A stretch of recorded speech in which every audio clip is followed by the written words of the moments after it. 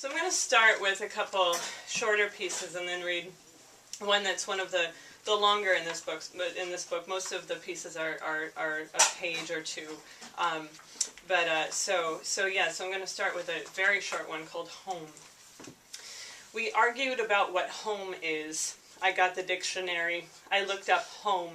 I read the definitions out loud. 1. The place where one resides. 2. A house. 3. A customary environment, habitat. 4. You rolled your eyes. Wait, I said. 4. A place of origin. 5. To the center or heart of something, deeply. 6. Having an easy competence and familiarity. I put the dictionary down. I told you, I said. You opened your mouth, but then you closed it again. We reside in a house in an environment that is not our place of origin, and though we are accustomed to an easy competence and familiarity, we know that we have not gotten to the center or to the heart of something deeply. So that's home. This next one is called A Terrible Weight. And this was inspired by the 1 year that I lived in New York City. I will never be a resident of New York City again. for many reasons. This kind of being one of them, perhaps. The Terrible Weight.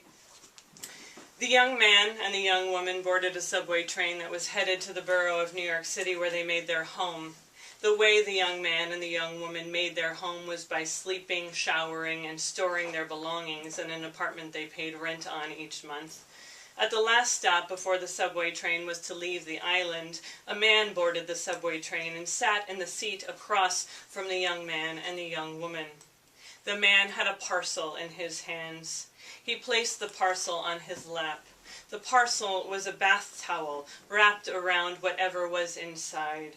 The bath towel was held closed by rubber bands. The man removed the rubber bands from the bath towel and removed what was inside. What was inside was a large knife. As the subway train entered the part of the tunnel that ran beneath the river, the man flicked the blade of the large knife around on his palms and on the thighs of his jeans. He tested the edge of the large knife with his thumb. He stared strangely at the passengers on the subway train. He stared at the young man and he stared at the young woman. The young man and the young woman and the other passengers on the subway train waited a terrible wait to see what would happen. When the subway train approached the first stop in the borough where the young man and the young woman made their home, the man wrapped the butcher knife back up in its bath towel and replaced the rubber bands. The man took his parcel and got off the subway train. The young man and the young woman were free to return to the apartment in the borough of New York City where they made their home. In telling the story, for weeks, months, and years after, the young woman would call the knife a butcher knife, with emphasis on the word butcher. But she was secretly never sure what made a knife butcher or not. The young man never pointed this out, and the young woman was silently appreciative.